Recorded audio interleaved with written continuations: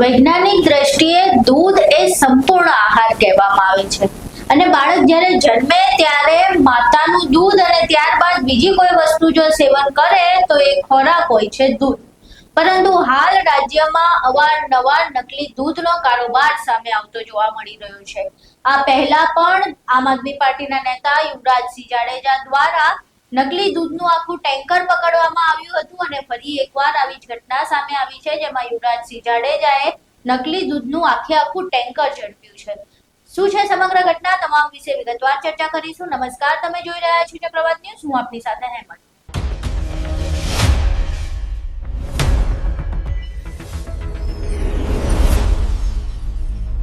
આમ આદમી પાર્ટીના નેતા યુવરાજસિંહ જાડેજા દ્વારા થોડા સમય પહેલા નકલી દૂધનું ટેન્કર ઝડપવામાં આવ્યું હતું અને આ દરમિયાન તેમના પર હુમલો પણ થયો હતો.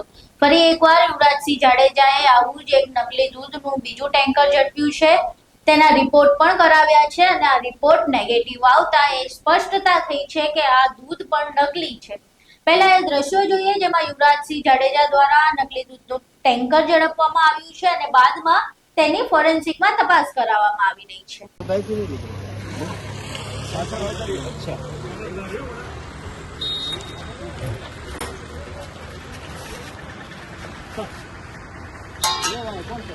આ બધા સારું છે આપણા માંથી પડી જાવ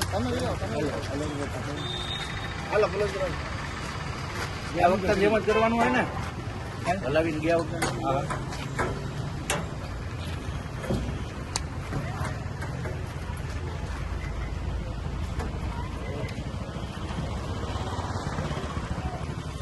ઉભો થઈ જાવ ઉભો થઈ જાવ હાલો લઈ આવે આવે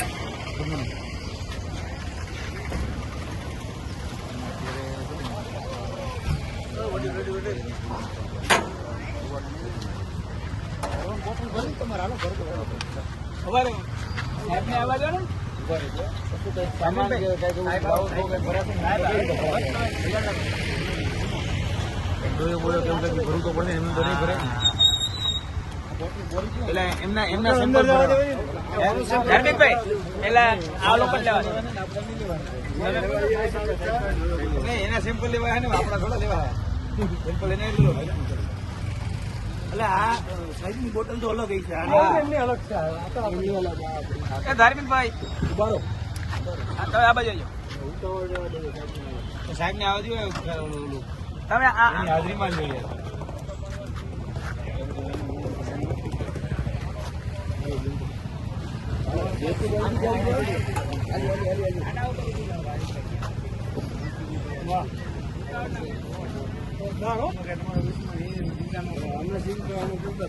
જો ભાઈ વિડીયો કોઈ બિચારા ભૂકા કરીને એવું ગરમ છે આ તો બધું કોણ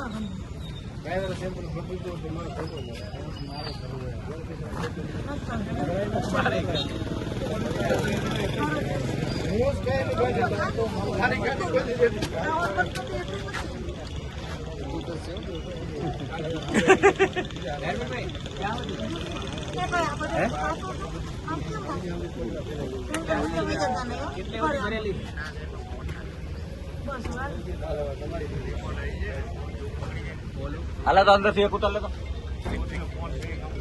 કોઈનું નથી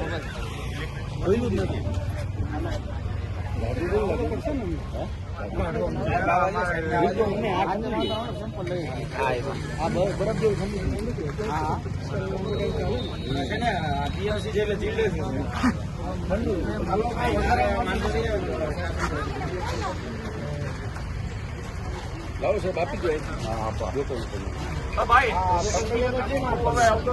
રાજુભાઈ આલ્યો આપણી બોટલ નીચે સાહેબ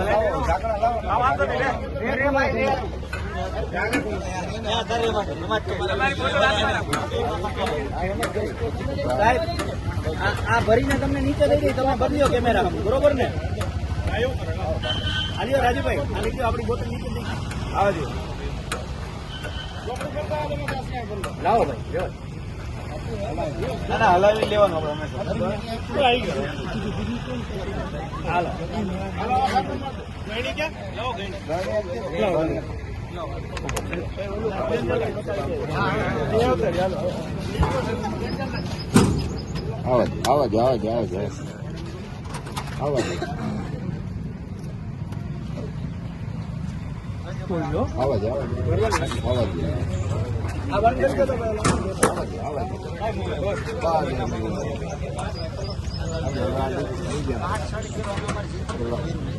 અહીં તમે દ્રશ્યો જોયા જેમાં યુવરાજસિંહ જાડેજાએ સમગ્ર જે દૂધનું ટેન્કર હતું નકલી દૂધનું તેને ઝડપ્યું અને બાદમાં આ મામલો શું હતો, કેવી રીતે તેમને ખબર પડી કે આ નકલી દૂધનું ટેન્કર અહીંથી પસાર થઈ રહ્યું છે તે વિશે તેમણે શું જણાવ્યું તેના પર એક નજર કરીએ.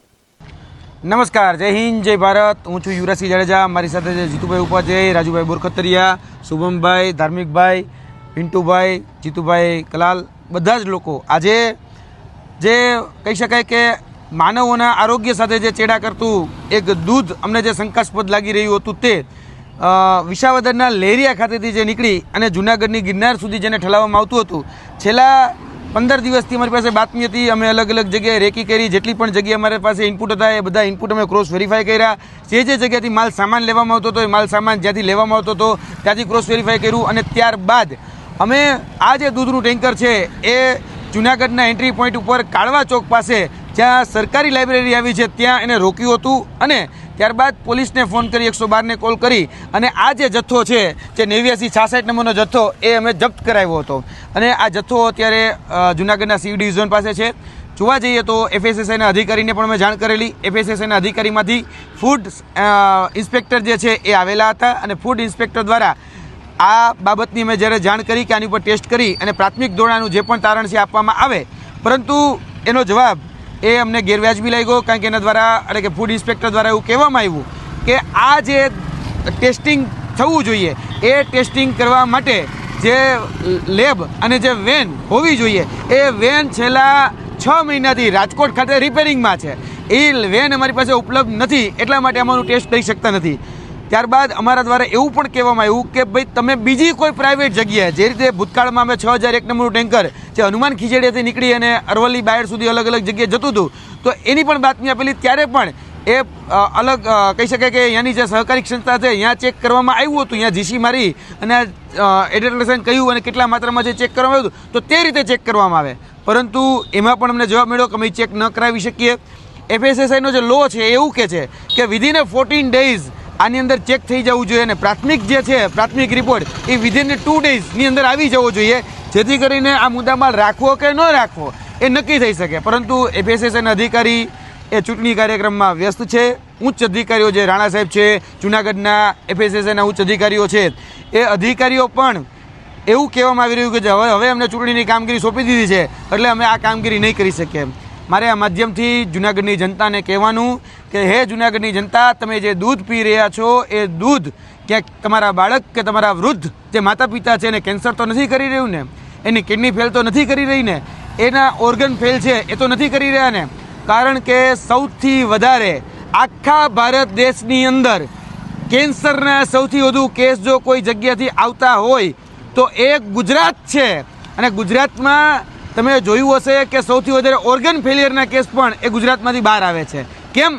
કારણ કે આપણે જે પદાર્થો ખાઈ રહ્યા છીએ, પી રહ્યા છીએ, એ પદાર્થની અંદર જે વસ્તુઓ ઉમેરવામાં આવે છે એ વસ્તુઓ આપણા જીવના જોખમે આપણે ક્યાંક ને ક્યાંક ગ્રહણ કરી રહ્યા છીએ અને જીવનું જોખમ એ પેદા કરતું હોય છે.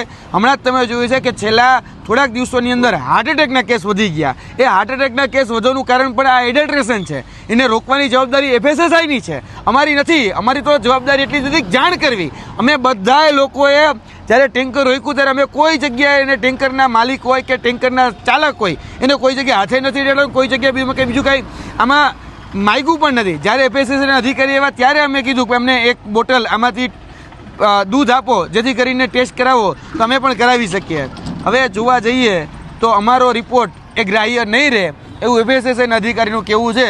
તો અમારે હવે દૂધ લઈને કરવાનું શું? એટલે આ સમજાતું નથી કે આપણે કઈ જગ્યાએ જીવી રહ્યા છીએ. અંડું કહેવાય ને ભાઈ કે આજે આ પ્રશાસન તંત્ર હોય કે વહીવટી તંત્ર હોય, અંધેરી નંગરી અને ગંડુ રાજા જેવું શાસન ચાલે છે અને બધી જ જગ્યાએ દે ઠોક ચાલે છે. એટલે ગુજરાતની જનતા અને ખાસ કરીને જૂનાગઢની જનતા આમાં ધ્યાન આપે, તમારા ભવિષ્ય સાથે, તમારા બાળકોના ભવિષ્ય સાથે, કે તમારા બાળકોના આરોગ્ય સાથે, કે તમારા વૃદ્ધ માતા પિતાના આરોગ્ય સાથે એ ચેડા થતા હોય ત્યારે મહેરબાની કરીને બોલવાની જવાબદારી તમારી છે. તમે આગળ આવો. જય હિન્દ, જય ભારત. અહીં તમે સાંભળ્યું કે યુવરાજસિંહ જાડેજાએ સમગ્ર બાબતે શું કહ્યું, પરંતુ હવે આ એક ખૂબ જ ગંભીર મુદ્દો બની રહ્યો છે, કારણ કે દૂધ એ એક એવી ખાવાની ખોરાકની વસ્તુ છે જે આપણે રોજ ના ઉપયોગમાં લઈએ છીએ. આપણી દિવસની શરૂઆત ચાથી થાય છે કે કોફીથી થાય છે, જેમાં દૂધ પડે છે. નાનું બાળક હોય તો તેને પણ દૂધનું સેવન કરવાનું હોય છે. આપણી જાતની જે મીઠાઈઓ છે ભારતમાં બનતી એ પણ દૂધમાંથી બને છે. એટલે જો દૂધ જ નકલી હોય તો એનાથી બનતી બીજી તમામ વસ્તુઓ નકલી જ હોવાની છે, અને એ આપણી શરીર ઉપર ખૂબ જ ગંભીર આડઅસર કરતી જોવા મળી શકે છે. પરંતુ પ્રશ્ન એ થઈ રહ્યો છે કે જો યુવરાજસિંહ જાડેજાને આ સમગ્ર ઘટના વિશે જાણ થતી હોય, તેમને બાતમી મળતી હોય, તો સરકારના કાને આ વાત કેમ નથી પહોંચતી અને સરકાર આ મામલે ચૂપ કેમ છે? કારણ કે આ ગુજરાતની જનતાના સ્વાસ્થ્યને લઈને સૌથી મોટો પ્રશ્ન છે. એક આ ટૂંક જ સમયમાં આ બીજું એવું આખું દૂધનું ટેન્કર ઝડપાયું છે. આ દૂધથી અનેક લોકોના સ્વાસ્થ્યને ગંભીર અસર પડી શકતી હતી અને હજુ ખબર નથી કે આવા કેટલા નકલી દૂધ બજારમાં ફરતા હશે. એવામાં પ્રશ્ન થઈ રહ્યો છે કે આપણે જે ખાઈએ છીએ તે કેટલું સારું છે ને કેટલું નકલી છે ખબર નથી પડી રહી. આ મામલે સરકાર ક્યારે કોઈ પગલાં લે છે, ક્યારે કાર્યવાહી કરે છે, તે જોવું રહ્યું. તમારું આ સમગ્ર મામલે અને યુવરાજસિંહની કાર્યવાહીને લઈને શું મંતવ્ય છે? તમારા મંતવ્ય અમને કોમેન્ટ બોક્સમાં જરૂર જણાવજો. જો વિડીયો પસંદ આવ્યો હોય તો વિડીયોને લાઈક કરજો, શેર કરજો અને ચેનલને સબસ્ક્રાઇબ કરવાનું ભૂલશો નહીં. નમસ્કાર.